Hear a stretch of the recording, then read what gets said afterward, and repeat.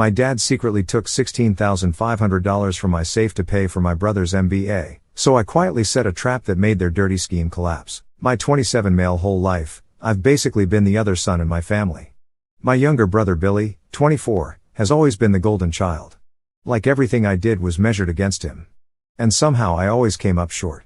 My parents, Frank, 63, male, and Diane, 59, female, didn't even try to hide how obvious their favoritism was. Dad works as an accountant at some mid-level firm, and mom's in real estate. They had this perfect little vision of how our lives should go, and I never quite fit the mold.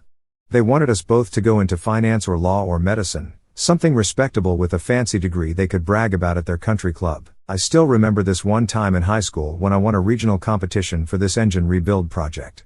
Spent months in an auto shop working on it. Even gave up going to winter formal to finish in time.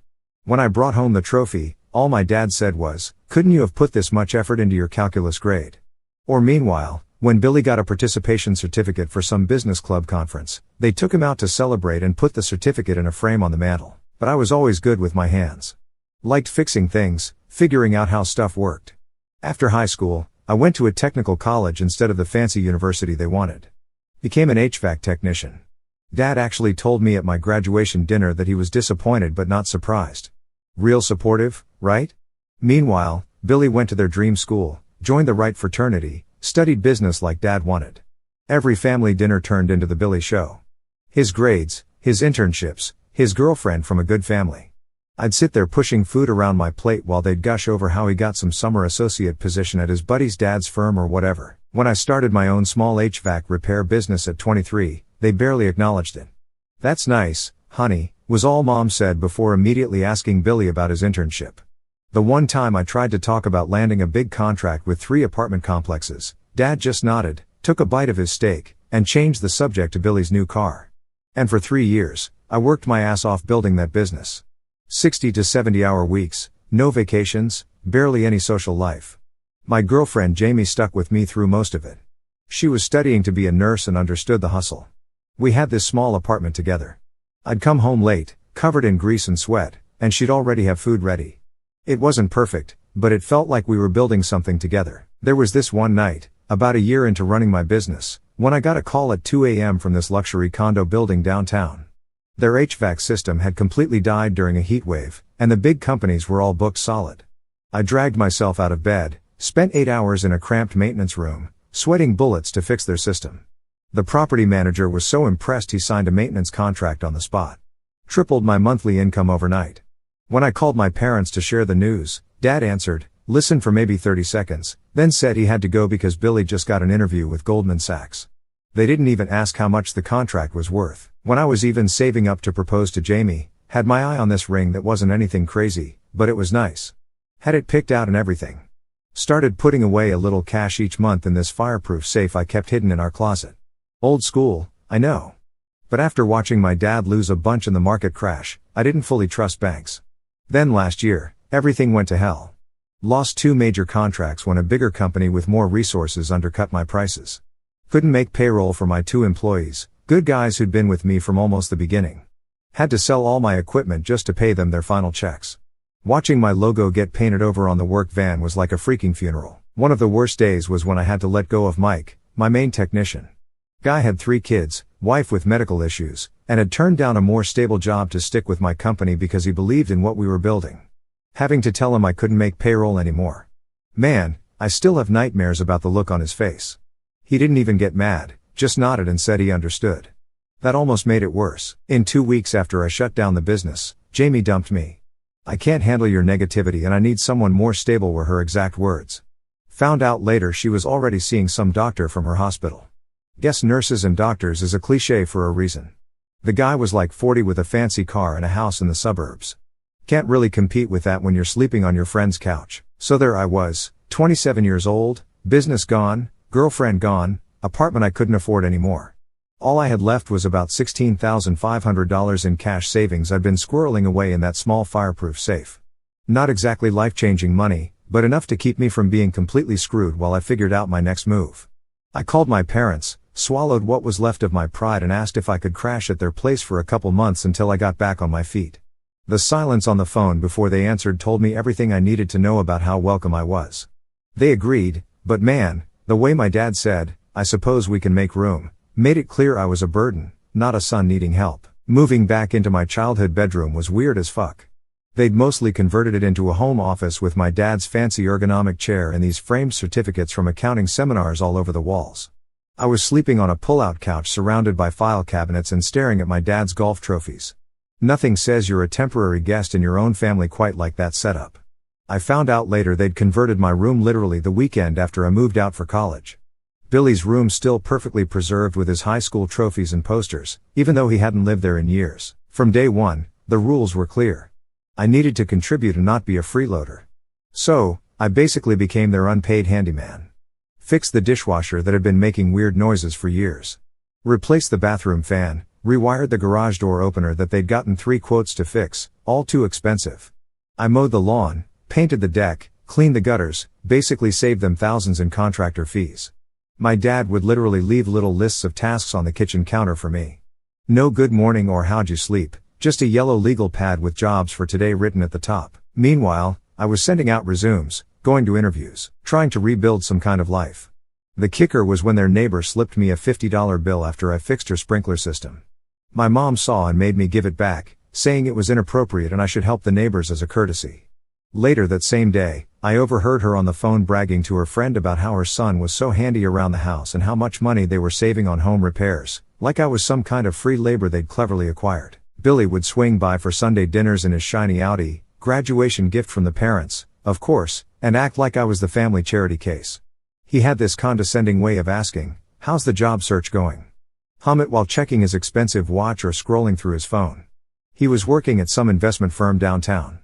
Constantly humble bragging about his clients and accounts and quarterly bonuses. My parents ate it up like it was candy. Billy's being considered for a promotion already.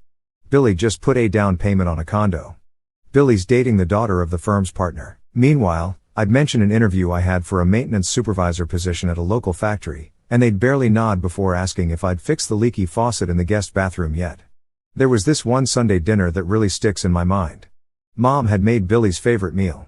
Despite knowing I'm allergic to shellfish, when I pointed this out, she acted all surprised and said, "Oh, I forgot. There's leftover meatloaf in the fridge you can heat up." Like I was the family dog getting scraps. Billy actually laughed. Right then, I should have known something bad was coming. The whole time, my safe with my savings stayed hidden in my closet behind some old winter coats. I never mentioned it to anyone. That money was my only safety net, my only shot at getting out of there with some dignity.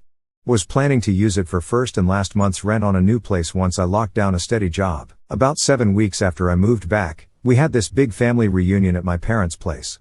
Aunts, uncles, cousins, the works. My dad grilled overpriced steaks. My mom made a big show of her famous potato salad, literally just store-bought with extra mayo. And Billy arrived 2 hours late with his new girlfriend, Mackenzie, who looked like she'd walked out of a country club catalog. Designer sunglasses, tennis bracelet, the whole 9 yards. My cousin Danny was the only one who actually treated me like a normal human being. He's a mechanic at this high-end garage, so I guess we're both the blue-collar disappointments of the family. We were catching up in the corner of the yard, talking about maybe going in together on a side business, doing custom car modifications, when I noticed Billy giving me these weird looks all afternoon. At one point, I went inside to grab more napkins and caught him coming out of my room. He claimed he was just looking for the bathroom, which was bull since he grew up in this house and knows exactly where everything is. When he hugged me goodbye at the end of the day, it was this awkward too long embrace that felt off, like he was trying to distract me from something. That night, after everyone left, I went up to my room and just had this gut feeling something was wrong.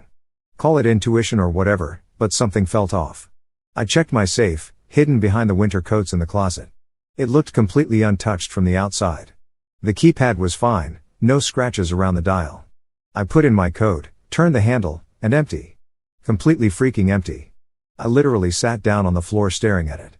Then, like an idiot, I closed it and opened it again, thinking maybe I was just tired and seeing things. But nope, my $16,500 was gone. Every single dollar I'd saved, everything I had left in the world. The feeling that hit me was like nothing I'd ever experienced. I tore through the whole room looking for the money, thinking maybe I'd moved it and forgotten. I hadn't. I checked under the mattress, behind the drawers, inside my shoes, anywhere someone might hide cash in a hurry. I was tearing the room apart when my dad appeared in the doorway, leaning against the frame with this smug look on his face.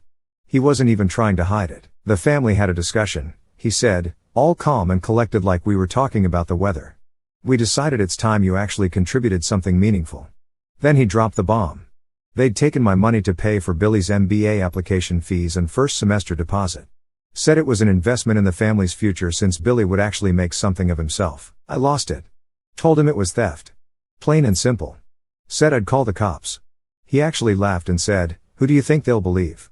The respected accountant or the failed handyman living in his parents' house?" That's when I looked him dead in the eye and said, "Then I guess you won't mind what happens next." He just smirked and walked away like I was some kid making empty threats. Little did he know how serious I was. I couldn't sleep that night. Just laid there staring at the ceiling.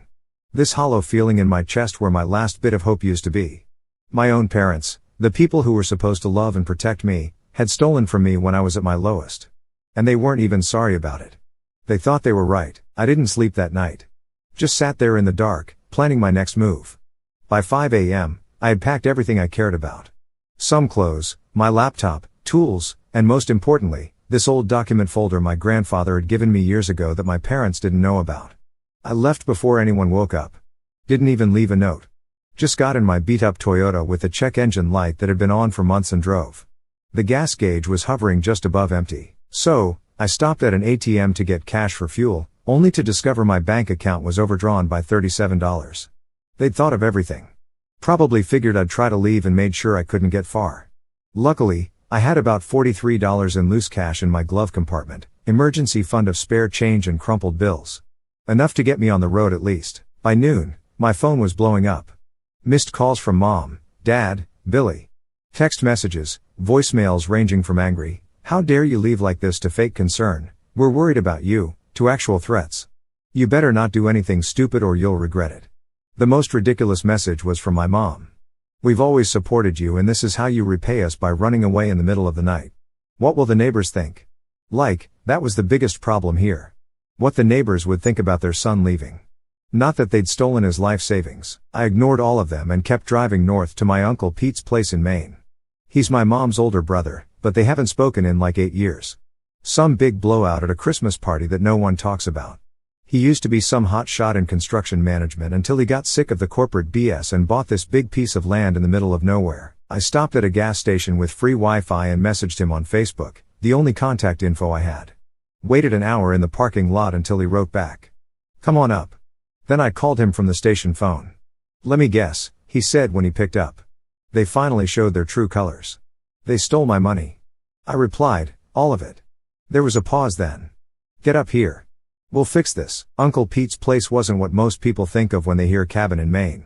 It was this massive hand-built house on 20 acres with a workshop bigger than my parents' entire first floor. All timber frame construction with huge windows overlooking a lake. He'd built most of it himself after telling his former business partners they could screw themselves when they tried to push him out of the company he helped found. When I pulled up after almost 9 hours of driving, he was standing on the porch with his arms crossed, wearing a flannel shirt with the sleeves cut off despite the cold, looking like some mountain man from a movie. We sat on his porch that night and I told him everything. How they'd always favored Billy. How they dismissed my business from day one. How they'd stolen my savings and acted like I should be grateful. How they drained my bank account, too, just to make sure I couldn't escape easily. Pete didn't say much while I talked, just nodded and occasionally cursed under his breath.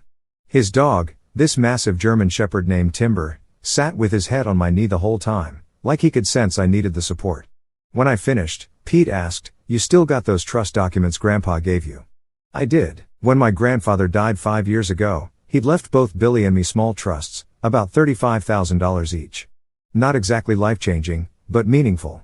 Mine had this weird clause about protection from familial financial interference that I never understood until now. Grandpa was always the smart one. Must have seen through my parents' BS years ago. Pete disappeared into the house and came back with a folder full of old papers. He dropped it on the table between us. "Your dad borrowed $17,000 from me in 2016, he said. Never paid it back. Kept saying after the next bonus or after the tax return. Funny how it's almost the exact amount he took from you, isn't it?" Yeah. My uncle had receipts. Literal receipts. A signed promissory note from my dad with specific repayment terms that had obviously been ignored. "I've been waiting for the right time to cash this in," Pete said, tapping the folder. I think we just found it. The next morning, I met Pete's neighbor, Sophia. She's in her 30s. This badass woman who rides a motorcycle and works remotely as a paralegal for some law firm in Boston. When Pete told her what happened, she immediately offered to help. I've seen this kind of family financial abuse before, she said, typing furiously on her laptop. You've got more options than you think. She showed me cases where similar situations had played out. Helped me understand the legal angles. Made it clear that what my parents did wasn't just morally wrong, but actually illegal on multiple levels. That afternoon, I got another surprise visitor. Olivia, my high school friend, who'd gone on to become a forensic accountant. She and Pete had apparently stayed in touch over the years, and when he called her about my situation, she drove up from Boston immediately. Your timing is actually perfect, she said after hearing my story. I've been building a case file on your dad for the last year through work. Nothing I could officially act on yet, but there's a pattern of, let's call them, financial irregularities. Turns out Olivia worked for a firm that specialized in tracking down hidden assets in divorce cases and financial fraud investigations. And my dad's name had come up multiple times in connection with clients who mysteriously had money disappear right before major financial disclosures. This isn't just about your savings, she explained, pulling out her laptop and showing me spreadsheets that might as well have been in a foreign language. Your dad's been playing a very dangerous game for years. What he did to you was just stupid enough to finally give us a way in. For the first time since finding that empty safe, I felt like maybe I wasn't completely screwed. In fact, I might actually have the upper hand. Over the next few days, we built a strategy. Sophia knew exactly which legal buttons to push. Pete had dirt on my dad going back decades from family gatherings and business dealings. Olivia had actual financial records that showed patterns of suspicious activity. And I had something they didn't know existed. A complete record of all the work I'd done on their house with dates, materials, and what it would have cost them to hire professionals. I'd kept the log as a way to show potential employers my skills. But now it was something much more valuable. Proof of unpaid labor. This is gold, Olivia said, going through my records. You've documented approximately $7,300 worth of skilled labor they should have paid for. Combined with the stolen savings, we're looking at a significant civil claim. Even before we get into the potential criminal aspects, I made 3 calls. 1 to my grandfather's old lawyer who handled the trust. 2 to Sophia's friend at the IRS who loved family fraud cases. 3 to my cousin Danny who I knew I could trust. The legal wheels started turning. Documents were filed. Official letters were sent. My parents received the first notice by certified mail 3 days after I left. A demand for repayment of the misappropriated funds plus interest along with a formal notice that the trust was being reviewed for evidence of unauthorized access. 10 minutes after delivery, Billy called me. What the fuck did you do? He hissed into the phone. I hung up without answering and blocked his number. That weekend, Pete and I were clearing out his basement when we found boxes of old home videos. Most weren't labeled, but one caught my eye. Frank's 40th Lake House. And we watched it that night on Pete's ancient TV. Most of it was boring family stuff, awkward dancing, bad jokes. But about halfway through the footage of the party, there was my dad, visibly intoxicated by the fire pit, bragging to my uncles about financial tricks he used. The key is to always have money moving, he slurred on the video. The IRS can't track what they can't see. I've got accounts they don't even know about. Then he laughed and added, hell, I could take money from my own kids' accounts and they'd never know the difference. Pete and I looked at each other. When was this? I asked. 7 years ago, Pete said. Your dad has always been exactly who he is. I made a digital copy of that clip and several others. Then I sent the file to Sophia and Olivia, who forwarded it to their lawyer friend who was helping us navigate the legal stuff, and Olivia was particularly excited about the video. This corroborates exactly what we suspected. It's one thing to have suspicious patterns in financial records. It's another thing entirely to have video admission of intent to commit financial fraud. 2 days later, my mom called, sobbing so hard I could barely understand her. What have you done? She cried. They're saying we could lose the house. Your father is beside himself. How could you do this to your family? Notice. She didn't apologize for stealing my money. Didn't even mention it. It was all about them. Their house, their reputation, their feelings. Classic narcissist playbook. I let her finish, then simply said, you should have thought about that before you stole from me, and hung up. Pete was sitting across from me at the kitchen table. He didn't say anything for a while, just sipped his coffee.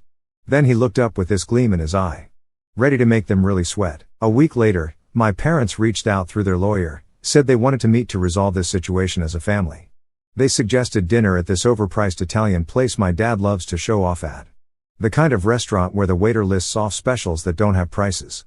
And my dad always orders the most expensive thing to prove he can. Pete and Sophia thought it was a trap that they'd try to manipulate me emotionally or worse try to get me to say something they could use against me legally. But I saw an opportunity. Let them think they're setting me up, I said. Meanwhile, I'll get everything out of their mouths and record the whole thing. Both Pete and Sophia liked the plan. Olivia said she'll come too, sit at the bar to watch. They hadn't seen her since high school, so she'd blend right in. The night of the dinner, I arrived 20 minutes early and got a table in the back corner with good acoustics. I had my phone set to record in my jacket pocket, plus a backup recorder in my wallet that Sophia had given me. Maine is a one-party consent state for recording, so what I was doing was completely legal. They showed up right on time. All of them dressed like this was a business meeting, not a family dinner. Mom had this fake smile on her face. Dad looked annoyed, like this was all a big inconvenience. Billy looked nervous, kept fidgeting with his watch. Dad extended his hand like we were closing a deal. I ignored it. Let's just sit down, I said. The whole dinner was this weird performance. They took turns telling me how concerned they were about my mental state. Dad tried to explain that taking my money was actually for my own good because I clearly couldn't manage it responsibly. He cited the failed business as proof. Mom kept dabbing at her eyes with a napkin, talking about how the family name was being dragged through the mud and how their friends at the country club were starting to ask questions. Olivia was there keeping tabs from the bar. She didn't miss a word. Billy was the worst. He actually said, "Bro, I'm sorry you're upset, but it was a family decision. We all agreed your money would be better used for my MBA. I'll pay you back someday when I'm making the big bucks. You should be happy. I'm going to turn it into way more than $16,500. I just kept asking questions, playing dumb. So, you all voted to take my money without asking me. And Dad, you knew the combination to my safe. How exactly? Mom, were you aware that taking someone's money without permission is legally theft? By dessert, they thought they were winning me over. Dad ordered an expensive drink to celebrate family coming together. That's when they slipped up. The funny thing is, Dad said after finishing his glass, "We didn't even need your money for Billy's deposit. We could have covered it ourselves," Mom giggled. "But why would we use our vacation fund when you had cash just sitting there doing nothing?" Billy chimed in. "Besides, it's not like you were using it for anything important. You were just hiding it while living rent-free in our house." Dad raised his glass. "To family priorities," he said, clearly thinking he'd won. I pretended to check my phone, confirmed I'd gotten everything recorded clearly, then looked up at them. "Thank you for making this so easy," I said quietly. "What do you mean?" Mom asked, her smile faltering. "I mean, I just needed you to admit what you did and why you did it. And you just did." The color drained from Dad's face. Billy started spluttering something about family privacy. Mom just stared. I stood up. "Enjoy your dinner. The bill's on you, obviously." Walking out of that restaurant was one of the best moments of my life. Could practically feel them staring at my back as I pushed through the door. Olivia followed a few minutes later, practically bouncing with excitement. "That was freaking perfect," she said. "Your dad just confessed to theft with witnesses present." The next morning, I sent the recording to our lawyer. By noon, they had filed amended complaints adding admissions of premeditated theft, conspiracy, and financial abuse. But that was just the beginning. Uncle Pete had been busy, too. Remember that promissory note my dad signed for the $17,000 loan? Pete had filed it with the county clerk along with a lien against my parents' house. They'd been trying to refinance to pay for fancy renovations, granite countertops, and some ridiculous outdoor kitchen setup. Now they couldn't. The bank froze the application instantly when the lien appeared. Olivia went into full forensic accountant mode, working with Sophia's IRS friend. She was particularly interested in something my dad mentioned on the recording about moving money between accounts to hide it. "Your father has at least 3 shell companies," she told me after 2 days of digging. "And he's been using them to hide income for years. From what I can see, he's underreported at least $150,000 in income over the past 5 tax cycles." Turns out the IRS doesn't take kindly to people bragging about hiding money from them. They opened a formal investigation starting with an audit of the last 7 years of tax returns. Then came the trust hammer. My grandfather's trust had specific conditions. If any family member tried to unduly influence or coerce financial decisions related to the beneficiaries, control of both trusts would revert to the executor, who happened to be my grandfather's oldest friend, a retired judge named Harold. When Harold heard the recording and saw the evidence, he was furious.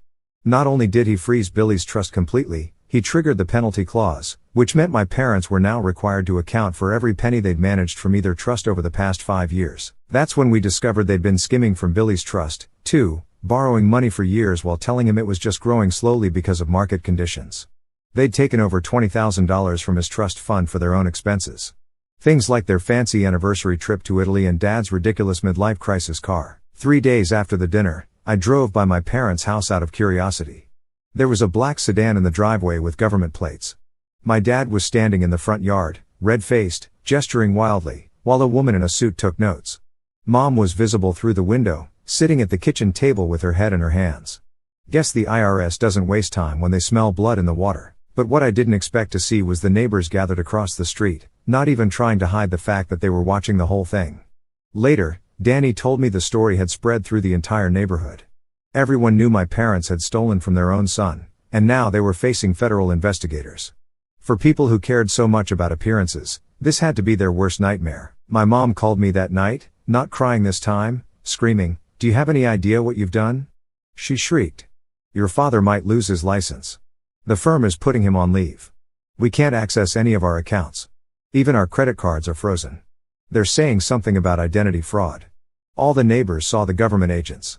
The neighbor wouldn't even look at me at the mailbox. I waited until she ran out of breath. "Sounds like consequences," I said, and hung up. Meanwhile, Olivia had been digging deeper into my parents' financial history and found something interesting. A quiet little account in my name that I never knew existed.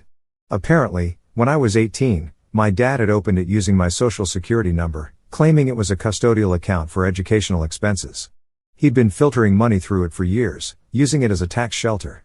"You know, classic identity fraud," Olivia explained. "He opened the account when you turned 18, so technically you were an adult, and the bank wouldn't require your presence if he had all your documentation, which, as your parent, he would have had access to." That discovery led to 3 more accounts, all using variations of my or Billy's information. Classic identity fraud, the kind that carries actual jail time. I sent an anonymous tip to my dad's firm about potential financial improprieties involving client funds. Given the ongoing IRS investigation, they couldn't afford to ignore it.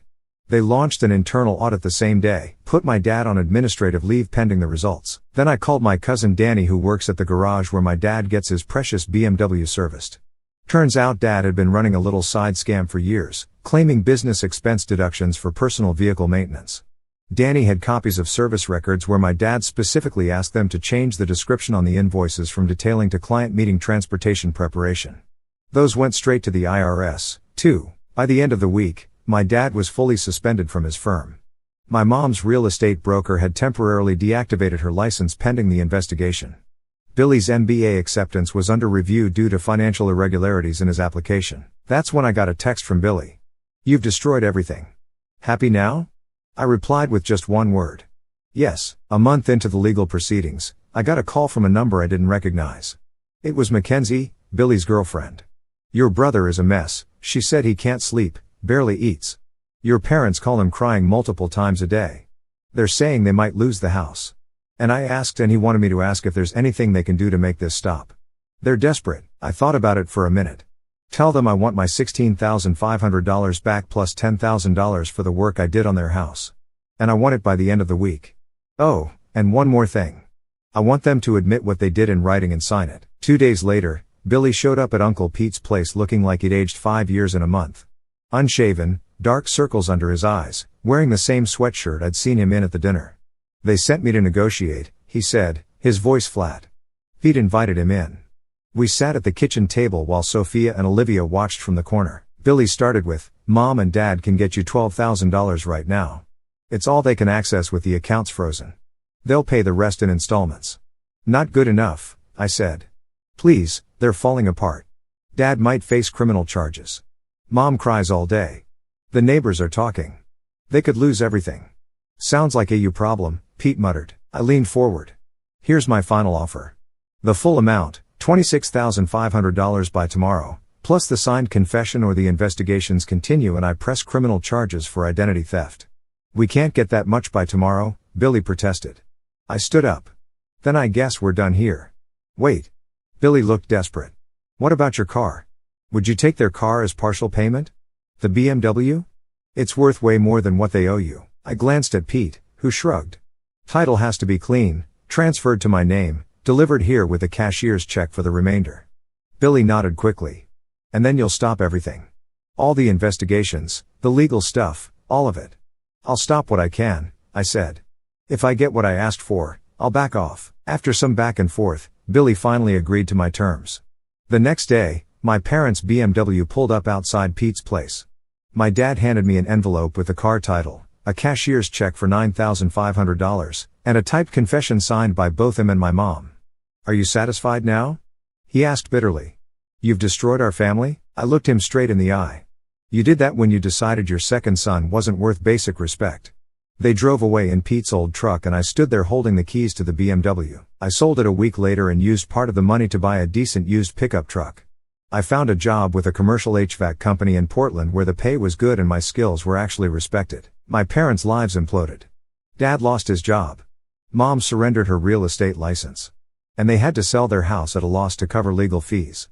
The IRS investigation revealed they'd been living far beyond their means for years, maintaining a facade of success through financial fraud. Billy's MBA acceptance was rescinded.